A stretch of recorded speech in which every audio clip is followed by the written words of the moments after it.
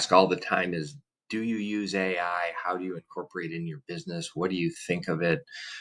Some people, I don't really like this question, but some people say, why do I need you when I have AI? And my answer is, well, I do incorporate it in the business.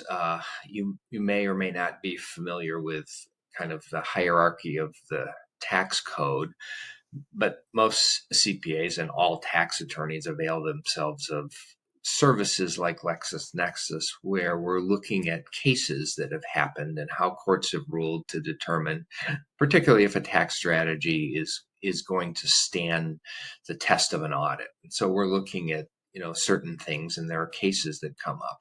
So one of the ways you integrate AI is you are very knowledgeable on the subject and you know the questions to ask. It's like any tool. If you know how to use the tool really well and you understand its limitations, it can be used very, very effectively. So the problem I run into in using AI in my business is I'm very well educated in the tax code, how it works, what things are deductible, what things aren't. So when I ask AI tax questions, I have a very good understanding of what I'm asking, and I know where I want it to go. So I'm directing it as if I'm its parent because I know the guardrails and the limits. When I also use technology and I have other types of technological problems, I will try AI. If I have a computer problem, I will try to solve it through AI. That tends not to work so well because I'm not a technologist. So the big thing about AI is you can use it really well, particularly in your field of expertise, because it adds to it.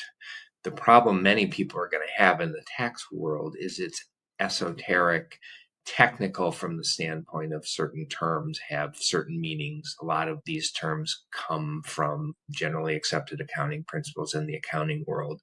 So unless you speak the language, you're likely to spin your wheels with AI and get solutions that may not match your actual scenario or your need.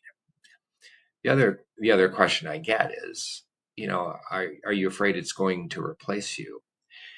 And I generally don't think it's going to replace me. I think it's going to actually make me better. And if I learn how to use the tool and integrate it, it'll make the service I provide clients better. And if you look at the history of evolution in the United States from a technological standpoint, technology has never eliminated jobs. It's actually moved jobs and created new jobs.